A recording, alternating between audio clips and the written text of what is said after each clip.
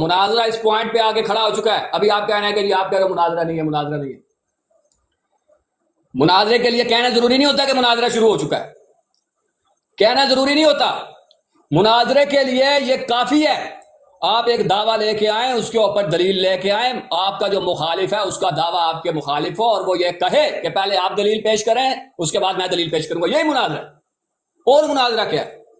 اس کے لیے کوئی ٹرے سجائی جاتی ہے، کوئی مناظرہ ٹرے میں رکھ کے پیش کیا جاتا ہے، یہ مناظرہ آگے جی کر لیں اس کو. اس طرح تو نہیں ہوتا.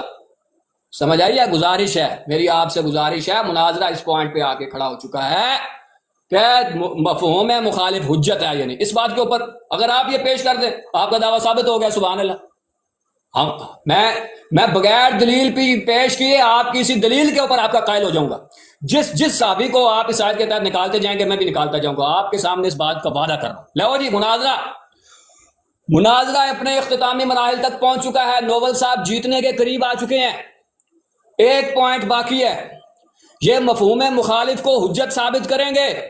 جب مفہوم مخالف حجت ثابت ہو جائے گا، مفتی غلام مصطفیٰ رضوی یہ گزارش کر رہا ہے، وہ اعلان کرے گا مفہوم مخالف حجت ثابت ہو چکا ہے، لہذا اس سے جو چیز ثابت ہے میں اس کا قائل ہو چکا ہوں اور میں اپنے دعوے سے پیچھے ہٹوں گا. نوبل صاحب سے گزارش کروں گا ایک مارکر لیں، صحابہ کا نام لکھیں، جو اس میں نہیں آتے کانٹا مار دیں، ہم آپ کے ساتھ ہیں. لیں جی نوبل صاحب. جی مفتی صاحب بات کروں اب میں؟ جی 6 منٹ بات کیا آپ نے مفتی صاحب، ٹھیک ہے آپ 6 منٹ کر لیں.